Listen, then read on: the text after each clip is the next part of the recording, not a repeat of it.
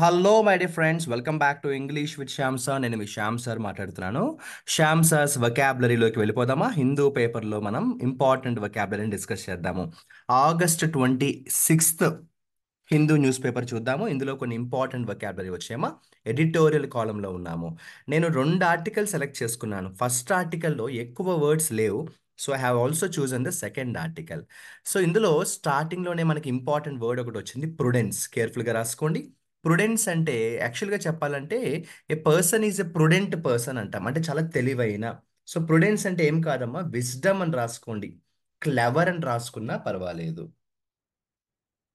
So prudence అంటే wisdom, కొంచెం తెలివిగా ఉండడం. కేర్ఫుల్ అని కూడా రాసుకోండి, కేర్ఫుల్గా ఉండడం. అండర్ రిటన్ అంటే ఎవరికైనా మనం ఏదైనా ప్రామిస్ చేయడం. సో మేక్ ఏ ప్రామిస్ అని రాయండి. అండర్ రిటన్ అంటే make a promise. For example, నేను ఒకరికి అమౌంట్ ఇస్తాను అని మాట ఇచ్చాను అనుకోండి, అగ్రిమెంట్ రాశాను అనుకోండి. సో దాని ఏమంటామంటే అండర్ రిటన్ అంటాం. So make a promise. Demography అంటే తెలుసు కదా, ఒక పర్టికులర్ ఏరియాలో ఉండే పాపులేషన్ని మనం డిమోగ్రఫీ అంటాము. So population in a particular area అని రాయండి, పాపులేషన్. ఇంకా డిఫర్ అవ్వడం అంటే ఏంటి? సి, నార్మల్గా ఇంగ్లీష్ లాంగ్వేజ్లో రెండు వర్డ్స్ ఉంటాయి. ఆ రెండు వర్డ్స్ ఏంటో చెప్తాను, అయితే వాటి ఆన్సర్ ఏంటో మీరే నాకు చెప్పాలి. ఒక వర్డ్ ఏంటంటే డిఐఎఫ్ఎఫ్ఈఆర్, ఇంకో వర్డ్ ఏంటంటే D E F E R. So what is the difference between D I F F E R, D E F E R? దీని ఆన్సర్ మీరే నాకు కమెంట్ సెక్షన్లో మెసేజ్ చేయాలి, ఎందుకంటే ఈ డిఫర్ అనే వర్డ్ ఇక్కడ యూజ్ చేశారు కాబట్టి. ఇది నేను చెప్పను, మీరే దీని ఆన్సర్ ఏంటో ఫైండ్ అవుట్ చేసేయండి, కమెంట్ సెక్షన్లో మెసేజ్ చేయండి. ఎక్స్ చెక్కర్ అంటే ఎవరైతే మనీకి రెస్పాన్సిబిలిటీ ఉంటారో, అంటే ఎవరైతే మనీ కంట్రోల్లో ఉంటారో, మనీ వాళ్ళ కంట్రోల్లో ఉంటుందో, అంటే the head of the financial management. ఇప్పుడు ఒక బ్యాంక్లో మనకి ఎవరైతే లోన్ ఇస్తాడో మేనేజర్ అనుకోండి, ఆ మేనేజర్ని ఎక్స్చెకర్ అంటాం. సో ఎక్స్చెకర్ అంటే the person in the control of the person who controls the financial transactions. Resorting to అంటే ఒక రకంగా చెప్పాలంటే లుక్ టు అంటాం మనం. రిజోర్టింగ్ టు అంటే లుక్ టు. టర్న్ టు అని కూడా అంటాం అనమాట. టర్న్ టు అని కూడా అంటాము. అంటే నేను ఎగ్జాంపుల్ చెప్తాను మీకు. మనం లేజీనెస్ని అలవాటు చేసుకుంటే సక్సెస్ రాదు. అప్పుడు ఏమంటాం? We cannot be successful if we resort to laziness. అలా అనమాట. సో టర్న్ టు అని రాయండి. రిజోర్టింగ్ టు అంటే ఏం రాస్తారు? Turn to. ఇన్నోవేషన్ అంటే చాలా క్రియేటివిటీ అంటాం మనం. ఇన్నోవేషన్ అంటే ఏంట్రా? క్రియేటివిటీ. ఇన్నోవేషన్ అంటే క్రియేటివిటీ. ఇక యాక్చువల్గా బూమ్ అన్న వర్డ్కి డిఫరెంట్ డిఫరెంట్ కాంటెక్స్ట్లో డిఫరెంట్ మీనింగ్స్ వస్తాయి. నార్మల్ కాంటెక్స్ట్లో బూమ్ అంటే ఏంటంటే లౌడ్ నాయిస్ అంటాం మనం కదా, లౌడ్ నాయిస్ అంటాం మనం. అదే ఒకవేళ ఎకానమీ కాంటెక్స్లో అదే ఒకవేళ ఎకానమీ కాంటెక్స్లో బూమ్ అంటే, ఫర్ ఎగ్జాంపుల్, మీరు ఎప్పుడైనా అబ్జర్వ్ చేశారా? ఫినాన్షియల్ బూమ్ అంటాం, స్టాక్ మార్కెట్ బూమ్ అంటాము. బూమ్ అంటే ఆ, చాలా బాగా బిజినెస్ జరగడం. సో ఇంక్రీజ్డ్ బిజినెస్ అని రాయండి. బూమ్ అంటే ఏం రాస్తారు? ఇంక్రీజ్డ్ బిజినెస్ అని రాయండి. నేను మళ్ళీ చెప్తున్నాను, ఈ వీడియో చూస్తున్న వాళ్ళు ఎవరైనా కూడా రన్నింగ్ నోట్స్ రాసుకుంటూ వొకాబులరీని చూడండి, లేదంటే అసలు యూజ్ ఉండదు. మనం అనుకుంటాం గుర్తు పెట్టుకోవచ్చు అనుకుంటాం, కానీ గుర్తు పెట్టుకోవడం కష్టం అవుతుంది. చూసారా? ఫస్ట్ ఆర్టికల్ నేను చెప్పినట్టు చాలా తక్కువ వర్డ్స్ ఉన్నాయి. సెకండ్ ఆర్టికల్కి కూడా వెళ్దాము. వెళ్ళే ముందు తెలియని వాళ్ళ కోసం చెప్పాలి. ప్లే స్టోర్లోకి వెళ్ళండి, ఇంగ్లీష్ విత్ శ్యామ్ సార్ అనే మన యాప్ని ఇన్స్టాల్ చేసుకోండి. అక్కడ మీకు డిఫరెంట్ కోర్సెస్ కనిపిస్తాయి. ఏ డౌట్స్ ఉన్నా కూడా 6300493953 నెంబర్కి కాంటాక్ట్ చేయండి. ఆల్రెడీ లైవ్ క్లాసెస్ కూడా జరుగుతున్నాయి. లాస్ట్ 2 డేస్ మనం లైవ్ క్లాసెస్కి బ్రేక్ తీసుకున్నాం, ఎందుకంటే ఐబీపీఎస్ ఎగ్జామ్ రాస్తున్న మన స్టూడెంట్స్ చాలామంది ఉన్నారు, వాళ్ళు లైవ్ క్లాసెస్కి అటెండ్ అవ్వలేదని చెప్పారు.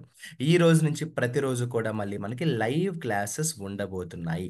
సిజిఎల్ ప్రిపరేషన్ చేస్తున్న స్టూడెంట్స్కి సపరేట్ లైవ్ క్లాస్ ఉంటుంది. ఐబీపీఎస్ క్లర్క్ ఎగ్జామ్ రాసి మెయిన్స్ కావాలి, మెయిన్స్ ప్రిపరేషన్ స్టార్ట్ చేయాలనుకున్న వాళ్ళకి సపరేట్ లైవ్ క్లాస్ కూడా జరుగుతోంది.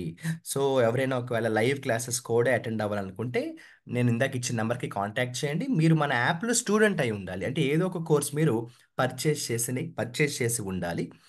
అండ్ కాంబో కోర్స్ తీసుకున్న వాళ్ళకైతే అసలు ఎటువంటి ఇబ్బంది ఉండదు, వాళ్ళు అన్నిటికీ ఎలిజిబిలిటీయే. కాంబో కోర్స్ తీసుకున్న స్టూడెంట్స్ ప్రతి దానికి ఎలిజిబిలిటీ ఉన్నట్టే. రివిలేషన్ అంటే ఒక విషయాన్ని బయటకు చెప్పడం, రివీల్ చేయడం అంటాం అనమాట. రివిలేషన్ అంటే రివీల్ అంటే ఒక విషయాన్ని బయటకు చెప్పడం. సో టెల్ ఏ సీక్రెట్ అని రాసుకోవచ్చు. ఇక డిస్క్రిమినేషన్ అంటే తెలుసు కదమ్మా, వివక్ష అంటాం. ఒకరిని బాగా అణచివేయడం అనమాట. సప్రెషన్ అని రాయండి. ఒకరికి ఎక్కువ ఇంపార్టెన్స్ ఇచ్చి ఒకరికి తక్కువ ఇంపార్టెన్స్ ఇవ్వడం. రేషియల్ డిస్క్రిమినేషన్, జెండర్ డిస్క్రిమినేషన్ అంటాం కదా.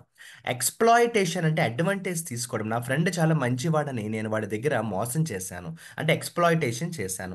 సో ఎక్స్ప్లాయిటేషన్ అంటే రాసుకోండి, టేక్ అడ్వాంటేజ్.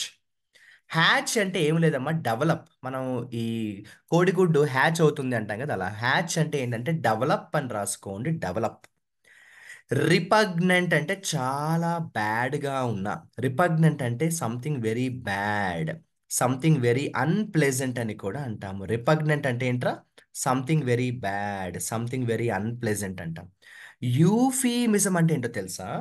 ఇప్పుడు ఒక బ్యాడ్ వర్డ్ వాడడం నాకు ఇష్టం లేదు, కాబట్టి నేను చేశానంటే ఆ బ్యాడ్ వర్డ్ బదులుగా కొంచెం బెటర్ వర్డ్ వాడాను అనుకోండి, దాన్ని యూఫీమిజం అంటాం. సో సబ్స్టిట్యూట్ వర్డ్ అని రాయండి.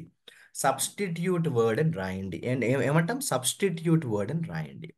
అంటే అవతల వాళ్ళు హర్ట్ అవుతారని కానీ, లేకపోతే కొంచెం వల్గర్గా ఉంటుందని నేను వాడదాం అనుకున్న బ్యాడ్ వర్డ్ వాడకుండా వేరొక సబ్స్టిట్యూట్ వర్డ్ వాడతాం కదా, దాన్నే యూఫీమిజం అంటాం. అంటే యూజింగ్ ఏ సబ్స్టిట్యూట్ వర్డ్ అనమాట.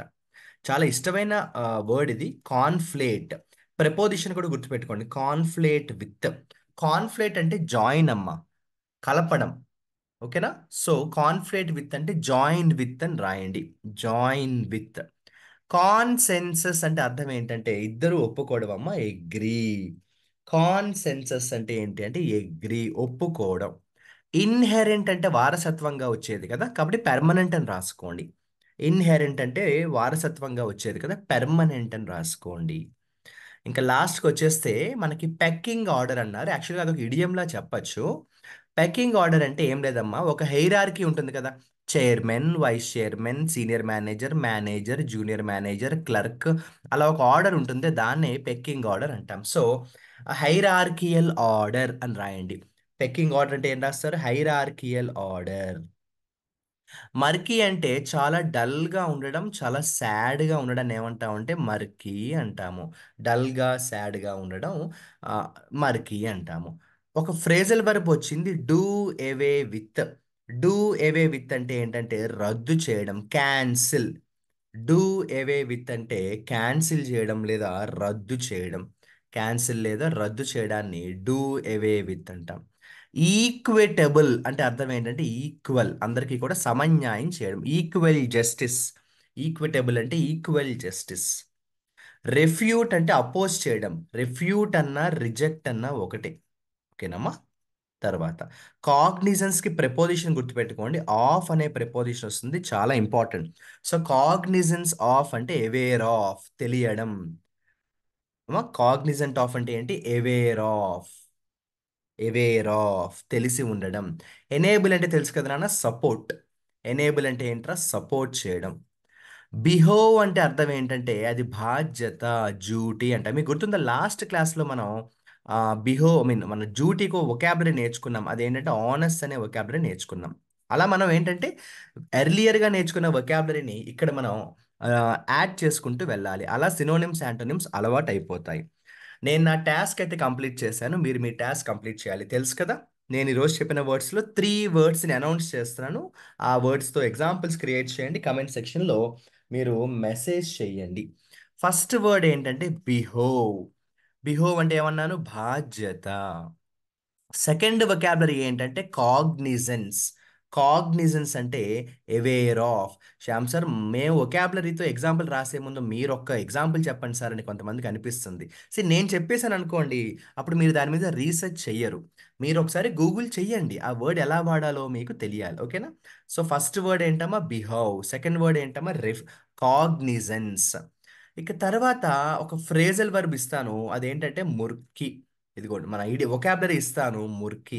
మురికి అంటే చాలా బ్యాడ్గా ఉండడం, బ్యాడ్గా, డల్గా, సాడ్గా ఉండడం.